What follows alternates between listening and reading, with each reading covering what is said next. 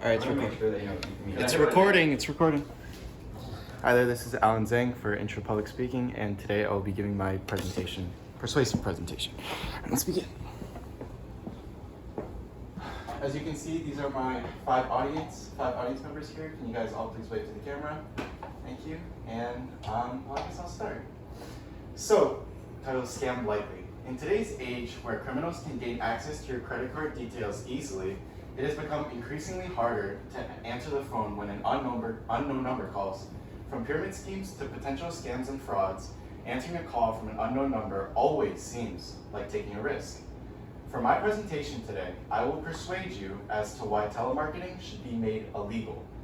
From a 2021 report published by social media outlet Truecaller, roughly 60 million Americans fell for phone scams that averaged about $500 per victim. Having your phone constantly ring throughout the day from telemarketers is a concerning trend that we seem to accept as a society. Your first instinct would probably be to ignore these calls or block their number.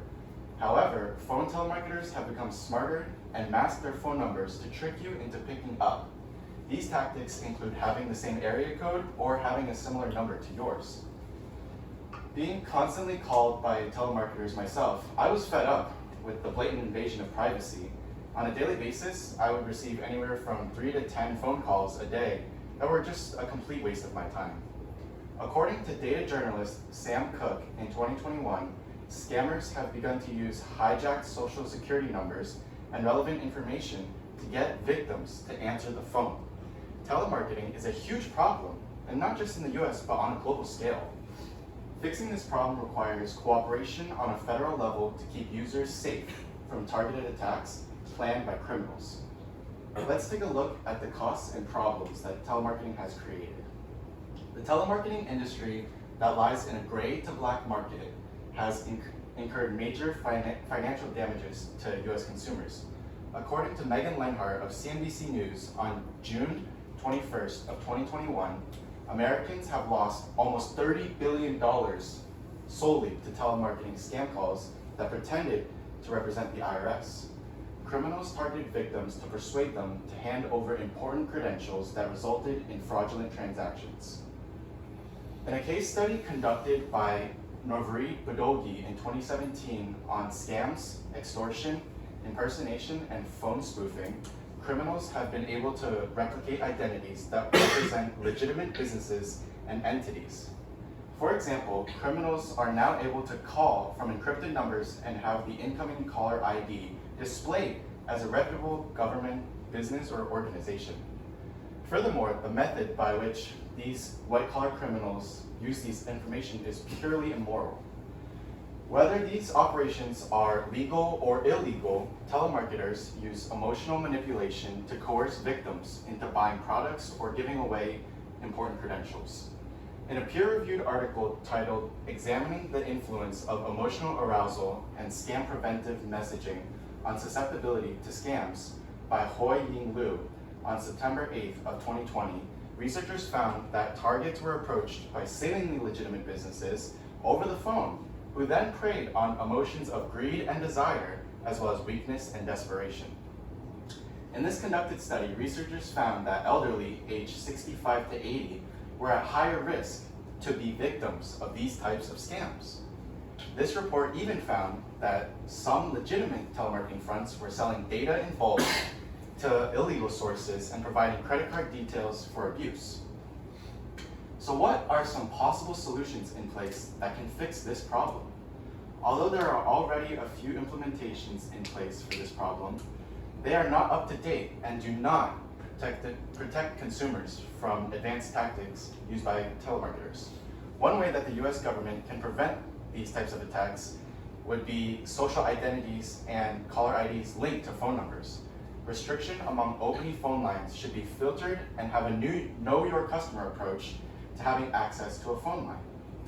In the publication Toward Authenticated Caller ID Transmission, the Need for a Standardized Authentication by Hua Hong Tu and others in 2016, Tu states that a solution that could be viable involves thorough checks for authentications of phone numbers, and in a nutshell, Two proposes that governments and private agencies bring a more demanding approach to customers' identities to deter criminals from freely opening new phone lines and abusing the public switch telephone system.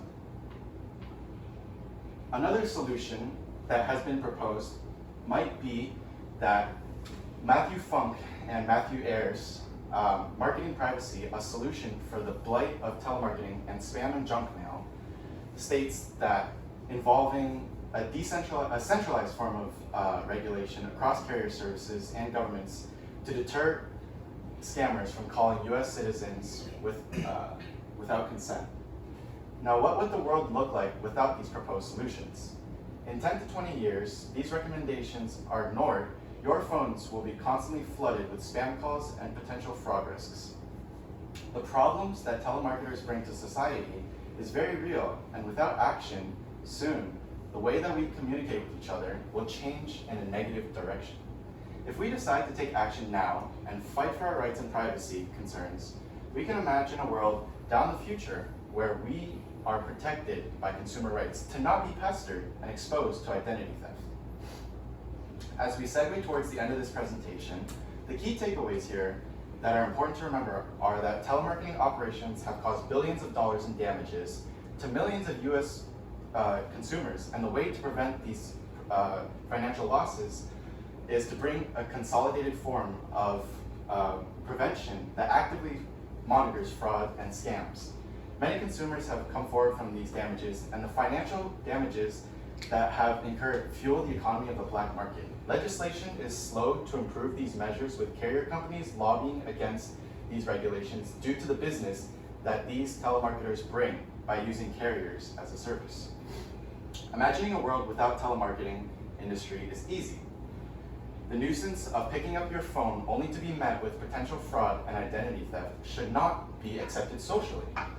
With the information I have presented to you today, we must take action now to change the way that we protect our privacy. Starting by opting into the no-call registry is a beginner step to change the way that we are telemarketed. For the sake of society, the demand to rid these leeches of society is urgent. Think about a day where you can finally pick up your phone knowing exactly who is calling you. Thank you.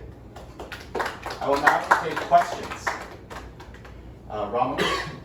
Are these scam calls, like, where are they based at? Like, who's calling? Are they mostly like domestic or like bots or foreign? So the thing is that a lot of these scam calls can be international, but we have been seeing a lot of increase and also domestic. Usually what happens is they're called boiler rooms, and shady organizations will hire tens of hundreds of people to cold call people and file out these scams following a script. However, domestically, we are seeing an increase where people are setting up these shoddy organizations and calling so that they can avoid international calls. Ethan? So what if the scam call is coming from international, and how do we stop that? So the thing about international calls is that because of the price change, the price difference, and it's easy to see that it's coming from an international number, it does deter a lot of criminals. However, there are such registries and such lists that specifically target US consumers, like I said, aged 65 to 80, that are very susceptible to these types of scams. Once these international callers get their hands on these types of residential lists, they are able to target these victims using personalized data and convincing them to try to pay them reparations, whatever it may be. More questions? Lucas? Did you say something that the carriers, what about the carriers? Why do they not trust So specifically, carriers get a lot of business through telemarketing. Every time that a call center is calling you, the middleman, the carrier, is the one that's making the money off of this, because they're the ones using the phones, they're the ones making these calls to you, right? So the carrier companies, although they do recognize that this is a very real problem, at the same time, it's what brings them business. One more question? Any more questions? Out of the suggestions that you said that you proposed, what do you think is the best option, Right. For the future? So for me, on a personal note, I do believe that the idea of, it's called Know Your Customer rules, and it has been applied to cryptocurrencies lately. And it just means that every phone line should have an attached form of identification. so we know exactly who is calling you, and people are able to have a record in case scams do occur. But using this does deter a lot of criminals from being able to freely open up new lines every single day when one gets blacklisted from somewhere. Okay, any other questions? No? That's it. Well, I hope you guys enjoyed this presentation. I thank you all so much. And yeah. Thank you. Oh yeah. Well done. Do scam calls deserve human rights?